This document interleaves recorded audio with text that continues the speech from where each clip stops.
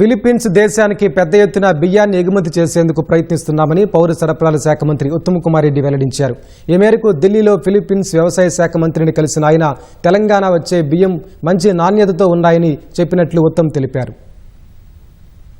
మేము ఇప్పటికే తెలంగాణ రాష్ట్రం నుంచి బియ్యంని రైస్ని ఫిలిప్పీన్స్కి ఎక్స్పోర్ట్ చేస్తున్నాం.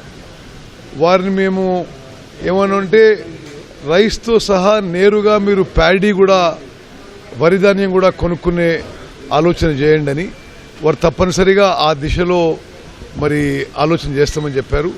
వాళ్ళు ఇప్పుడు తెలంగాణ నుంచి వచ్చే రైసు మంచి క్వాలిటీ ఉందని చెప్పి వారి సంతోషం వ్యక్తం చేశారు. వారిని తెలంగాణ కూడా మేము ఆహ్వానించాం. తెలంగాణ నుంచి రైసే కాకుండా మొక్కజొన్న కూడా కొనడానికి వారు ఆసక్తి చూపారు. మరి ఈరోజు మధ్యాహ్నమో సాయంత్రమో ఫిలిప్పీన్స్ దేశం యొక్క ప్రెసిడెంట్ను కూడా వారు కల్పిస్తామని చెప్పారు. ఈ సంవత్సరం మా టార్గెట్ ఫిలిప్పీన్స్ దేశానికి తెలంగాణ రాష్ట్రం నుంచి 2-3 వేల కోట్ల రూపాయల విలువైన రైస్ ఎక్స్పోర్ట్ చేయగలుగుతారని చెప్పి మేము ఆశిస్తున్నాం. మా నమ్మకం, మా విశ్వాసం.